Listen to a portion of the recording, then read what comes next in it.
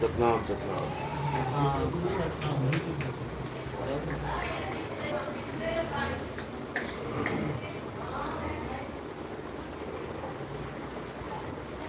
चलो बोले परमपिता परमात्मा की जय। सदगुरु बंदी छोड़ कबीर साहिब की जय। सभी संतों की जय। सभी भक्तों की जय। आज के आनंद की जय। सदगुरु मदनपति साहिब की जय। जवाहरपति साहिब की जय। सदगुरु राम सेवक साहिब की जय। सदगुरु वैरागपति साहिब की जय। कलिंगापुर धाम की जय। सकल अंश को बंदगी साहिब।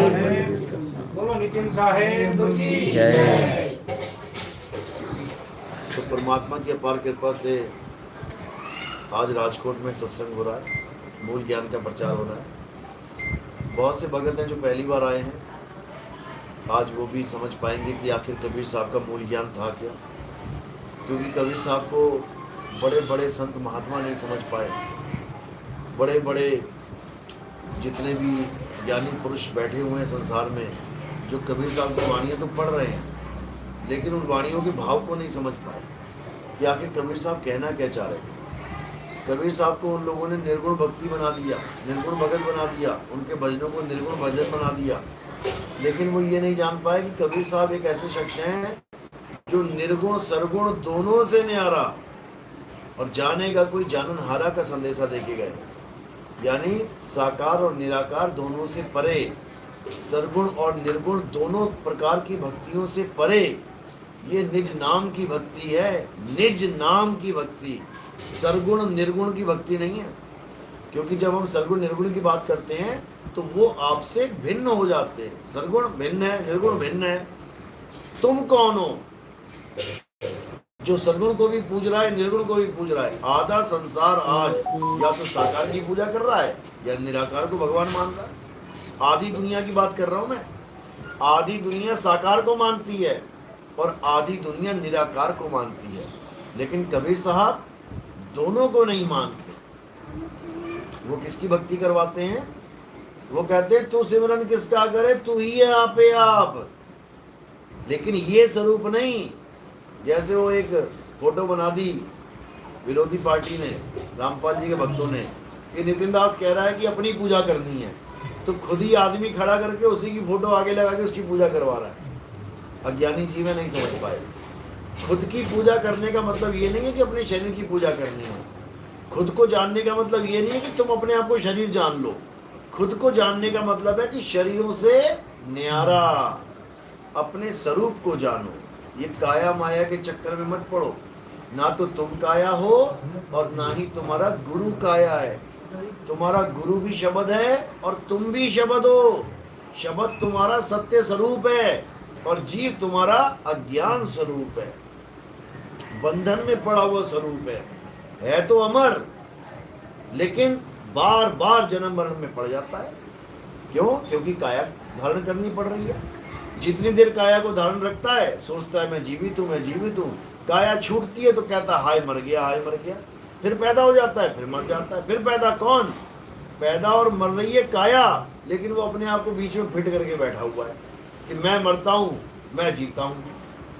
डेट ऑफ बर्थ याद है सबको? अपनी अपनी डेट ऑफ बर्थ याद है? जिसको अपनी डेट ऑफ बर्थ याद है ना, उसकी एक दिन पक्की मौत होगी। क्योंकि वो अपने आप को ये मान के बैठा है कि मैं इस दिन पैदा हुआ था। तुम्हारी कोई डेट ऑफ बर्थ है क्या? डेट ऑफ बर्थ की भी मृत्यु हो जाएगी, मौत की भी मौत हो जाएगी। तुम नहीं पैदा हो सकते और तुम नहीं मर सकते। तुम अनंत हो, तुम अजन्मे हो, नित्य हो। लेकिन कब हो? जब अपने सच्चे स्वरूप को जान लो। अभी क्या मान बैठे हो अपने आप को? ये त्रिगुणी स्वरूप, ये पैदा होने वाला, पलने वाला और मरने वाला, यानी रजोगुण, सतोगुण, तमोगुण। खुद भी अपने आप को तीन गुणों में बंधा हुआ मान लिया, भगवान भी तीन गुणों वाला मांग रहे हो। जो भगवान पैदा हो जाए कहाँ पर? यशोदा का नंद लाला, कौशल्या का लाला है। भगवान पैदा हुए भगवान को पूजना चाहते हो तुम। अजन्मे का तुम्हें पता नहीं है, तुम उसकी पूजा करना चाहते हो जो पैदा हुआ है। तो मरेगा तीर खा के। मरा कि नहीं? कहाँ मरा? गुजरात में मरा तो सुना। गुजरात में गुजर गया था वो, समझ लो। तो जो गुजर जाए उसकी रात हो गई, गुजरात हो गया। अब जो जाग जाए उसका दिन हो गया। अब क्या करना है, उस अजन्मे को जानना है जिसको तीर नहीं लग सकता। जो अज्ञानी जीव हैं वो कृष्ण भगवान के शरीर को भगवान मान बैठे हैं, और जो ज्ञानी पुरुष हैं वो कृष्ण को अजन्मा जानते हैं। कृष्ण जी ने गीता में 50 बार बोला, हे अर्जुन मैं अजन्मा हूं। कौन जान पाया उस अजन्मे को? सब यही मान के बैठे हैं, नहीं जी एक वही है, शरीर है, गुरु जी हैं, भगवान है। ऐसा बिल्कुल नहीं है। वो एक शरीर धारण किया गया है, जैसे आपने किया वैसे उन्होंने किया, लेकिन वो शरीर नहीं हो गए, तुम शरीर नहीं हो गए। 3 गुणों से न्यारे हो तुम। 3 गुणों की भक्ति में ये भूल पड़ा संसार, और कहे कबीर निज नाम बिन कैसे लागे पार। निज नाम, किसी और का नाम नहीं कि तुम ओम कलियम हरियम शलियम पता नहीं क्या जप रहे हो, तुम बर्बाद हो गए जप जप के। सतपुरुष अकाल मूरत शब्द स्वरूपी राम भगवान अल्लाह वाहिगुरु गॉड पता नहीं क्या क्या नाम जप डाले, जैसा जिसने बोला वैसा कर लिया तुमने। अब क्या करना है, अब अपने स्वरूप को जानना है, अपने निज स्वरूप को जानना है, निज नाम को जानना है, निज भक्ति को जानना है। और तुम्हारा निज नाम क्या है? शब्द स्वरूप ही तुम्हारा निज नाम है। तुम्हारा निज नाम है शब्द स्वरूप, जिसको साहिब ने बोला शब्द हमारा तू शब्द का सुन मत जा सरक, और जो चाहे निज रूप को तो शब्द ही ले परख। यानी ऐसा गुरु धारण कर ले जो तुझे शब्द की परख करवा दे। शब्द क्या है? शब्द ही हमारा सत्य स्वरूप है। शब्द वो अखंड नाद है, शब्द वो अखंड धुन है, अखंड कीर्तन है। कहते ना यहाँ पे अखंड कीर्तन चल रहा है, तो 1 2 दिन 3 दिन का अखंड बना दिया तुमने, वो तो खंडित हो जाएगा, 3 दिन बाद बंद हो जाएगा। जो अखंड कीर्तन है वो लगातार चल रहा है, और वो तुम ही हो। तुम लगातार चल रहे हो, लगातार रुकते नहीं हो कभी, यानी तुम्हारी मृत्यु नहीं होती कभी, तुम लगातार जी रहे हो, जिंदा हो तुम बिल्कुल। इसी को जिंदा राम बोला गया है, लेकिन जिंदा राम अपने आप को मुर्दा राम समझ बैठा है गलती से। करे तो करे क्या? तो अब क्या करना है? हे अर्जुन अपनी आत्मा में रमण करना है। जो अपनी आत्मा में रमण करते हैं, जो अपनी आत्मा में तृप्त हैं, जो अपनी आत्मा में संतुष्ट हैं, उनके लिए कोई धार्मिक कर्म कर्तव्य लागू ही नहीं होता। यानी पहली से लेके 12वीं तक जितनी भी पुस्तकें तुमने ला दी हैं अपने कंधों पे, जितनी भी, कॉलेज में जाने के बाद उन सबको हवा हवाई हो जाती है। वो क्या रह जाता है कॉलेज में? एक कलम और एक कॉपी। वो कहाँ चली गई सारी किताबें? सब खेल खत्म। कहाँ चला गया पूजा पाठ हवन यज्ञ जप तप व्रत? सब खत्म। अब क्या रह गया शेष? केवल एक ही चीज रह गई, जिसको आत्म देव कहते हैं। हे अर्जुन ये आत्मा अजन्मा है, नित्य है, अशोष्य है, अछेद्य है, अचल है, सदा स्थिर रहने वाला है। ये आत्मा सत्य सनातन है। कौन समझ रहा है इसको? आत्मा का नाम लेते भाग जाते हैं लोग, पता नहीं क्या 1 घंटा हो गया आत्मा आत्मा आत्मा आत्मा लगा रखी है। एक बार भी जय श्री राम नहीं बोला, एक बार भी जय श्री कृष्ण नहीं बोला। ये कैसा सत्संग है? क्योंकि वो लोग गलती से कथा को सत्संग मान बैठे हैं। जो वो सुन रहे हैं दिन रात वो क्या है? कथा। किसकी कथा? काया की कथा। राम जी की काया कैसे पैदा हुई, उस काया ने कैसे खाया पिया, वो काया कैसे बड़ी हो रही है, उस काया से कैसे सारे काम करवाए उनके गुरुजी ने, राक्षसों को मरवाया, उस काया का ब्याह करवाया, उस काया से ऐसे करवाया वैसे करवाया, अंत में काया पानी में डूब के जय श्री राम। ये कथा है, ये सत्संग नहीं है। इसीलिए इन लोगों को कथावाचक कहते हैं। कथावाचक। हमारे यहाँ बहुत बड़ा कथावाचक आ रहा है। कथावाचक क्या करेगा? जो तुम्हें पता है, जो तुम्हारे बाप को पता है, जो तुम्हारे दादा को पता है, जो तुम्हारे परदादा को पता है, जो पता नहीं कितने लोगों को पता है, वही पता हुई बात ही पता करके पता बता देगा तुम्हें। बताओ क्या बताया अलग? क्या बताया अलग, जो तुम्हें पता वही तुम्हें बता रहा है, बस थोड़ा गा गा के बता रहा है, हारमोनियम बजा बजा के बता रहा है, उसमें क्या बड़ी बात है। सत्संग अलग चीज है। सत्संग का मतलब है सत्य का संग करना। अब सत्य क्या है हे अर्जुन? ये काया सत्य नहीं है। ये काया पता नहीं कितनी बार मैंने धारण करी और कितनी बार त्याग दी। ये मत समझना कि मैं ये हूं, ये भी त्याग दूंगा एक दिन। ये मिट्टी मैं नहीं हूं, ये काया मैं नहीं हूं, ये शरीर मैं नहीं हूं, और ना ही शरीरों के अंग हूं। मैं क्या हूं हे अर्जुन? मैं शुद्ध चैतन्य स्वरूप आत्मा हूं। अगर मुझे जानना चाहते हो तो कहां जाना पड़ेगा हे अर्जुन? अगर सत्य को जानना चाहते हो तो तुम ऐसे तत्वदर्शी संत की शरण में जाओ जिसने अपनी आत्मा को जान लिया है। वही तुम्हें तुम्हारी आत्मा का ज्ञान समझा सकता है। अन्यथा इस दुनिया में ऐसा कोई नहीं है जो तुम्हें तुम्हारी आत्मा का ज्ञान दे दे। मंत्रों का ज्ञान दे देगा, जंत्रों का ज्ञान दे देगा, पूजा पाठ का ज्ञान दे देगा, हवन यज्ञ का ज्ञान दे देगा, बड़े बड़े महामंत्र जपवा देगा, लेकिन आत्मा के बारे में नहीं बता सकता। अगर बता भी पाएगा तो नकल मार के बताएगा। आज पत्थर पूजने वाले ये बड़े बड़े बैठे हुए हैं जो वृंदावन में लाखों करोड़ों लोग उनको भगवान मान रहे हैं, ये सब पत्थर पूजनिया हैं।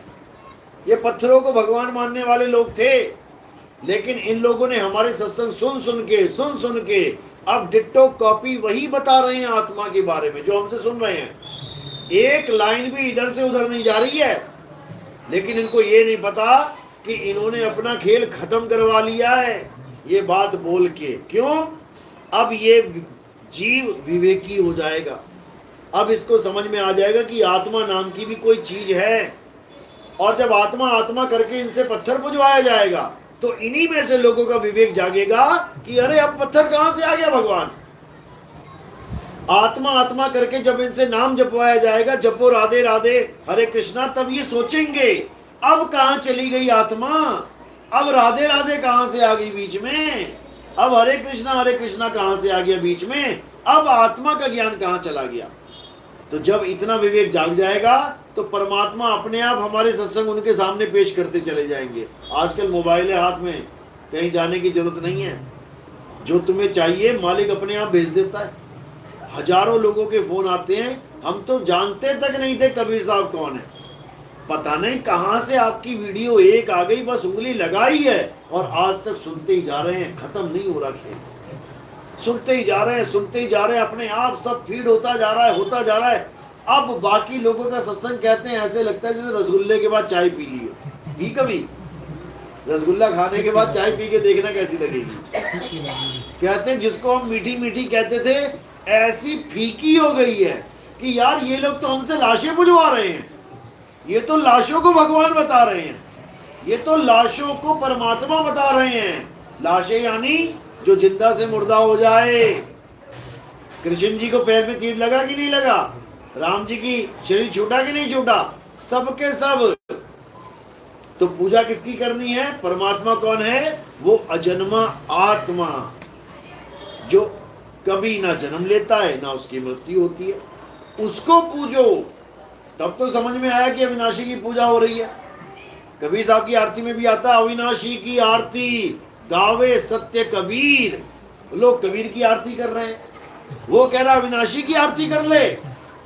लोग कबीर साहब की पत्थर की आरती कर रहे हैं। फिर हमें फोन आता है एक बंदे का, वंश 42 का कोई चेली है, वो चेला नहीं चेली है, कहती तू 35-40 साल का लड़का तू हमारे गुरुजी को चैलेंज करेगा। मैंने कहा अभी तुझे ये काया ही दिखाई दे रही है बेटा, 35-40 साल की। इस काया में जो बोल रहा है ना वो तेरी जिंदगी बीत जाएगी उम्र गिनते गिनते उसकी। अभी तू जान नहीं रही है कि मामला चल क्या रहा है। तो ऐसे भी अज्ञानी जीव आते हैं बहस करने के लिए, लेकिन परमात्मा का ज्ञान अकट ज्ञान है। परमात्मा का ज्ञान कोई काट ही नहीं सकता, इसीलिए इसको सत्य कहते हैं, क्योंकि सत्य कभी कटता नहीं है। हे अर्जुन, इस आत्मा को ना तो कोई शस्त्र काट सकता है, ना अग्नि, जला सकती है, न वायु सुखा सकती है, न जल भिगो सकता है। ये आत्मा अजन्मा है, नित्य है, शाश्वत है, पुरातन है। ये आत्मा ही सत्य सनातन है। और जब तक ये जीव अपनी आत्मा का ज्ञान नहीं प्राप्त कर लेगा, ये कभी सनातनी नहीं कहला सकता। कोई कहे मैं पत्थर पूज पूज के, भगवा चोला पहन पहन के, भगवे झंडे उठा उठा के मैं सनातनी कहलाऊं, नहीं कहला सकता। सनातनी होने के लिए एक ही फार्मूला है। जैसे म्यूजिशियन तभी बन सकते हो, एक ही फार्मूला है। क्या करना पड़ेगा? म्यूजिक सीखना पड़ेगा। एक्टिंग सीख के म्यूजिशियन थोड़ी नहीं बन जाओगे भाई। लोहार बनने के लिए एक ही फार्मूला है, लोहे का काम सीखना पड़ेगा। सुनार बनने का एक ही फार्मूला है, सोने का काम सीखना पड़ेगा। मोची बनने का एक ही फार्मूला है, जूतों का काम सीखना पड़ेगा। नाई बनने का एक ही फार्मूला है, बालों का काम सीखना पड़ेगा। इसी तरह सनातनी बनने का एक ही फार्मूला है, सत्य सनातन को चीनना पड़ेगा। और सत्य सनातन क्या है? जिसका कभी जन्म और मृत्यु नहीं होती। लेकिन तुम किसकी पूजा करने में लगे हो? जिसका जन्म भी होता है और मृत्यु भी हो जाती है। इसलिए तुम हिंदू तो हो सकते हो, लेकिन सत्य सनातनी नहीं कहला सकते। और नितिन दास यहाँ पर तुम्हें सत्य सनातनी बनाने आया है। जब तक सत्य सनातनी नहीं बन गए, ऐसे ही जन्म मरण में चक्कर खाते रहोगे, किसी का कल्याण होने वाला नहीं है। बोलिए परमपिता परमात्मा की जय हो। साईं बंदगी सतनाम।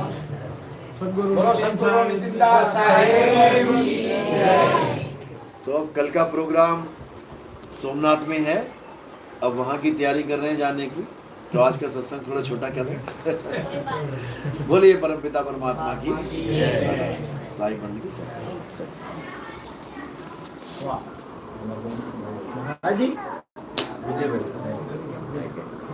खाली नाखून से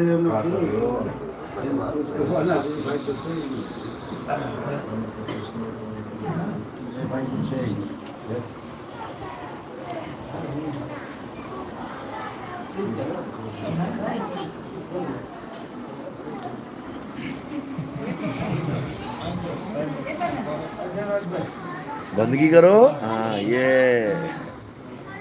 सतनाम सतनाम।